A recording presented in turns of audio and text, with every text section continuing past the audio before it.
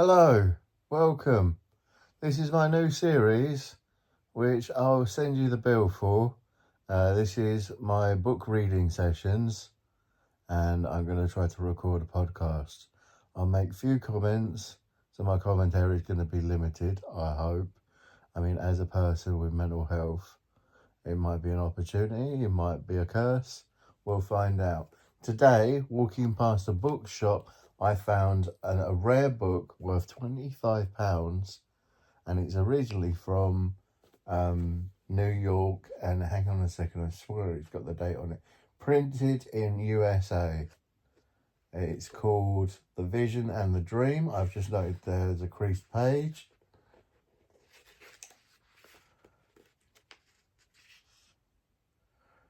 There's loads of chapters. XXVII. 10, 10, 5, 7, 27 chapters. Roman numerals in a book. Fancy that. There are over 300 pages. 303, 304. Could skip to the end and save you some money, but I'm not going to. I'm going to capitalise on this. I'm going to read a book and I'll be off the internet. That's what I'm doing tonight. I'm going to listen to the news and I'm going to be productive. This is a suspense thriller novel, and I don't remember if it was 1980 or earlier, but this is originally from 2 Park Avenue, New York, 10016. Premium Sales Department. We will send you a free catalogue on request. Any titles not in your local bookstore can be purchased by mail. Send the price of the book plus 50 cents. Shipping charge to the Leisure Books, P.O. Box 270, Norwalk, Norwalk, Connecticut 06852. This is called The Vision and the Dream. A century ago, a girl had done something unspeakable. Now Corey was being blamed. So there's going to be some straight up drama in this. So I'll read one chapter now. There are 27 of these, and I'll do a series, and I'm going to charge, I don't know, if this is Pulp Fiction, I'll charge £1 to listen to it, and I'll send you a pay link on Snapchat if I can find you. Right, chapter 1 of The Vision and the Dream. Sunny shuffled her snowshoes to a stable position in order to stand comfortably for a minute, allowing the magnificent white silence to seep into her being. The scene was spectacular, emitting a transcendent sense of peace. Lazily, her eyes followed the blanket of new snow as it fell gradually from her feet, sloping gently down the mountainside to where the road was now hidden from view of a mile or so below. But beyond it rose, again, more abruptly, to majestic jagged peaks. The combination of peace and exhilaration that surged through her body drew her into a state of contemplation. She felt as though her soul had suddenly been lifted to a plane above all the near mind-shattering problems that had been beset her in the last few months. She watched them, detached as they appeared to fall away like so many snowflakes, mingled and lost forever in the white of her feet, at her feet. "Sonny!" a small distant voice shouted. She felt impatient of intrusion. Shuffling her snowshoes once more, she turned to check the progress of her niece. Corinne was still a good distance away, intently lifting one clumsy shoe in front of the other, aided by the ski poles she had insisted on having. She stopped momentarily, laughing and waving. Sonny waved and turned back, hoping to renew the mood until Corinne caught up. It had dissipated, and she left with a limp feeling and a sudden realization.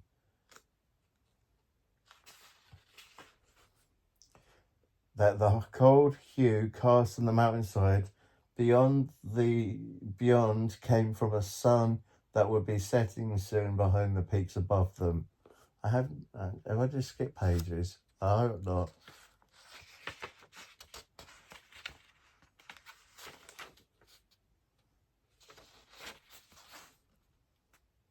Actually, Corinne wasn't trying to hurry. The space between Sunny and herself provided a sort of privacy she enjoyed.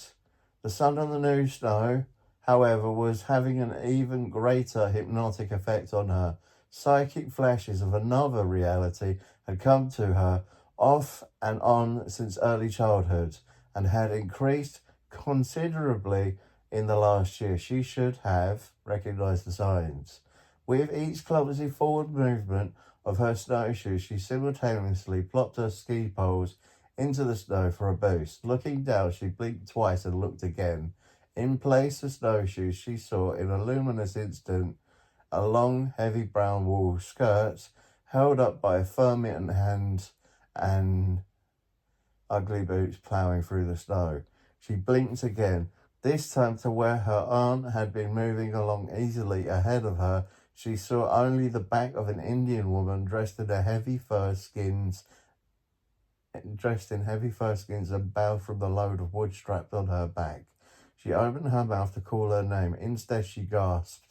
The sudden intake of icy air brought a choking cough and the end of the scene. She looked about with a sense of relief and with a tinge of questioning fear, then called out to Sunny and way physically touching the present.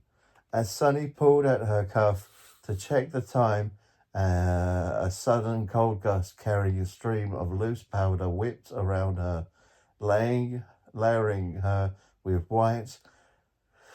She brushed herself off, cleared with her goggles, and finding her watch, noticed it was already 3:30. It was mid-April, and though the sun would not set in parts of the valley before 5, she realised they had at least a mile or more to go down the road and another half mile to the car. A strange muffled sound in the distance caused her body to stiffen and her breathing to halt as she waited expectantly. For what? She wasn't sure. When nothing happened, she turned full around to check Corinne's progress again. As she did, another stream of white powder poured down on her as before, leaving her madly brushing at her face and goggles. When she finally cleared them, she could see that her niece was still some 75 to 100 feet from her and could tell by her motions that she was experiencing the same queer gust of snow. Then suddenly, without further warning, high up on the slope beyond Corinne, the whole expanse of snow seemed to shudder. There was a low rumbling, and in what seemed a bare seconds, a great mass of snow broke loose, plunging down with a thundering roar. Stupid with horror, Sunny threw her hands up as if to stop the onslaught, screaming, "No, no, don't." Her cry, in spite of all the violence of feeling behind it, was lost in a deafening explosion accompanied, it seemed to her, by half of the mountainside. A heavy layer of powder covered her, and then nothing, save an eerie silence. She stood for a stunned moment, waiting to be buried alive, then, whipped into action by fear, shook her body furiously to get rid of the snow, tearing off her goggles and shielding her eyes from the dim reddish glare of the setting sun. She knows that she was beyond the edge of the slide, which was why she was unhurt. But Corinne, fear began to rise as she scanned the now empty, changed expanse of white before her. Corrie! Her voice raised. She was there, she said aloud, repeating. She was there, right over there. Oh my God. Her voice began to scream within her and unconsciously let it go. God, no, please, dear God, not that. Then louder in a shrill cry, Corrie, where are you? She fell sideways, not realizing her snowshoes were buried. Brushing frantically, she freed one foot and then the other. On her feet again, she moved forward to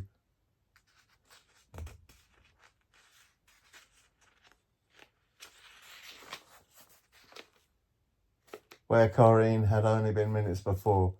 Panic rose, tears streamed icily down her face, and she began to stagger about, torn between controlling her panic and an overpowering need to find her niece. She stopped. She needed help, but that was out of the question. Time was too essential. She might not find her way back. No, she would have to try and reason what to do. There wasn't a great deal of snow, she thought, and perhaps Corrie was only lightly covered. With this in mind, she moved ahead, looking for a clue. The ski poles, perhaps, or a hat or a mitten. Back and forth she moved, her eyes tensely straining against the white. The snowshoes made a bizarre pattern layer after layer down and across. A tree end some 40 feet down suddenly caught her eye. She stared at it, unblinking.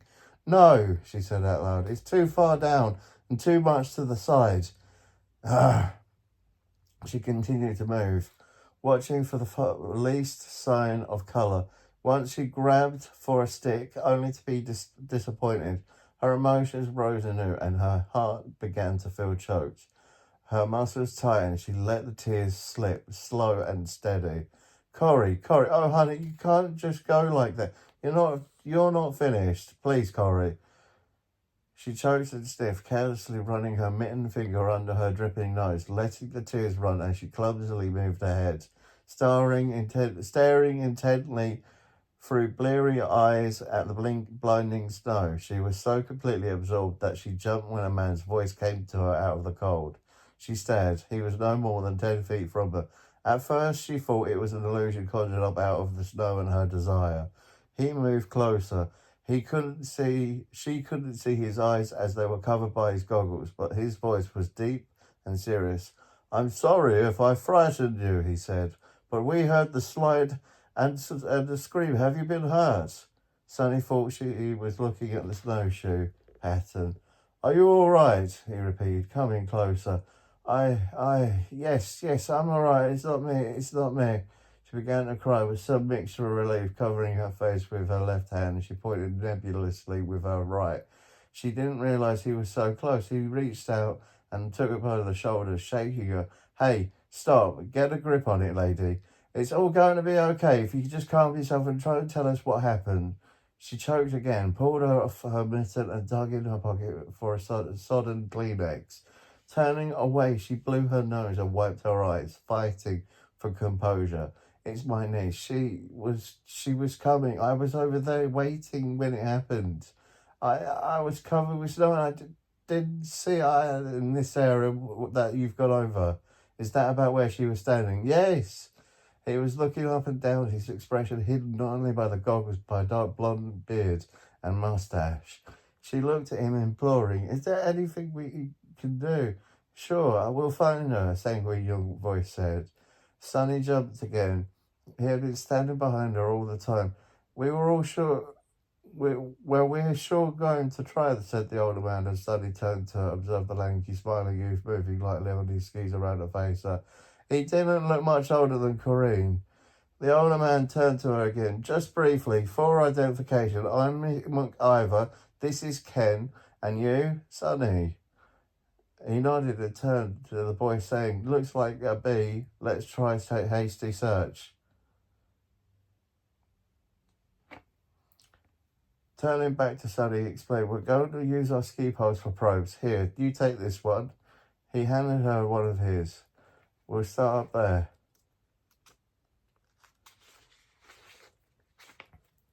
Approximately where you said she was standing, and we'll probe at the close intervals. Since this was so close to the edge of the slide, she may not be too deep. He did not say to hurry, and if she felt anxious, his manner did not betray him. They moved together in a line, probing his first in front and then on the side as far as the small poles would go. The boy seemed impatient. With all the optimism of his age, he was sure they'd find Corinne if only they would hurry. They moved slightly down the slope. It took only minutes, but to Sonny it seemed hours. She felt a sudden chill and looked up at the sun slipping behind the mountain above them.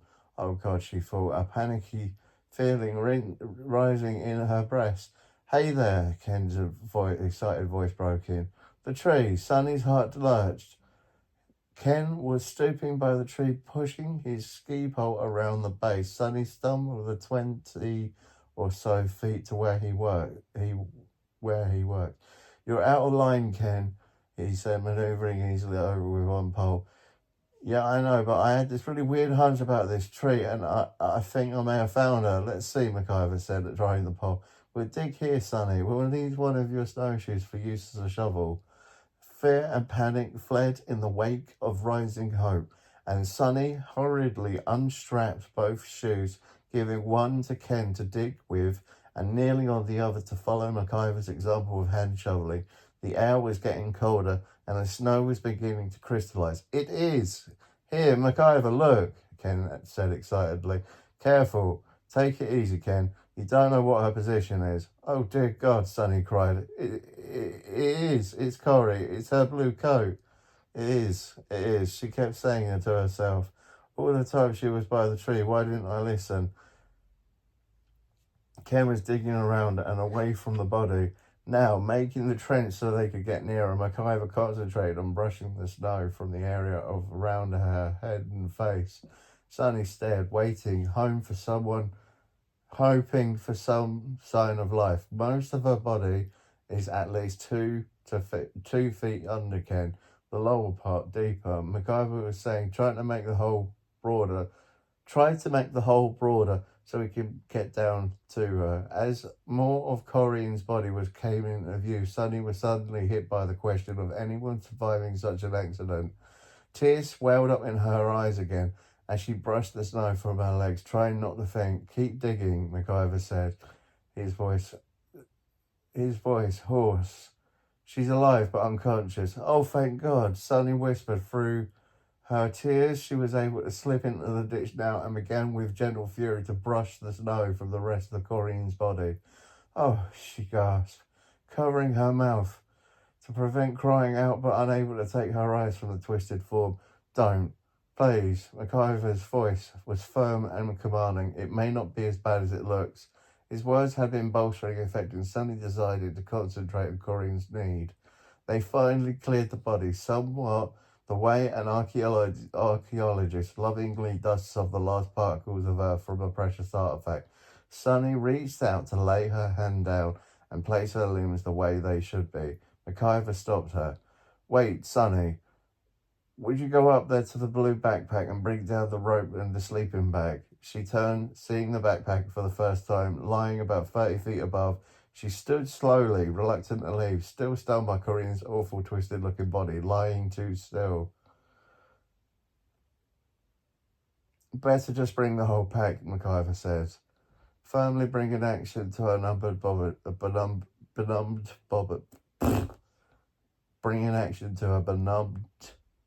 benumbed body. She clambered out of the trench and, surprised at the way of the snow had settled and packed, climbed with little difficulty to the pack. When she returned, they had turned Corinne's body free, removing her snowshoes and loosened her clothing. McIver was giving artificial respiration. Sonny looked at Ken questioningly. She's lucky, he whispered. She's lucky, Sonny squeaked. Yes, he continued, explaining with youthful exuberance, yet professionally just what her position indicated. You saw the way her left shoulder hit the tree, but that was probably flailing her arms due to the clumsiness she felt with the snowshoes, and that's what saved her. There was a wide airspace around her face and she didn't have any water in her lungs. John thinks she might have grazed her head on the tree, but it's not bad. And the rest of her? Sonny asked, unbelieving. Well, we're not sure, of course, but we think she has a dislocated shoulder to the left side, and her left leg might be dislocated too, or fractured. He repeated, unsmiling. Her breathing is good now, McIver offered. Ken, take the hatchet and get a nice limb from the tree, the length of her leg. Can't I help with something? Sonny asked, awkwardly. He'd taken his goggles in the waning light and noticed his eyes were blue, light blue. Of course, he answered, just hand me the sleeping bag and undo the rope. Her shoulder seems to be partially dislocated. Her he explained as he worked, rolling a flannel shirt from the pack into a pad and placing it under her arm to lessen the pain. The injuries don't appear extensive, and we can move her to the cabin and call a doctor. He had unzipped the sleeping bag and laid it over Corinne. Ken returned with a branch to be used as a splint, and the two of them proceeded to tie her leg with a portion of the rope. This will hold her leg in place, he explained to Sonny. She watched and listened distractedly. They seemed to have taken matters into their own hands, and she wasn't sure what she should do. The object would be too ungrateful, but the words cabin and doctor fitted back and forth in her mind, and she wondered what would happen if she protested, insisted they go directly to a hospital. Just a second, I'm going to make sure the time's... Hey Siri, what's the time? It's 17:29. I got 2 sweet potatoes in the oven. Now, we'll have to make up a straight shot. Hang on a second, I'm going to double check this. This might have more than one page. There we go, next page, and it's the end of chapter 1. Hang on, now we'll have to make up a stretcher to carry her on.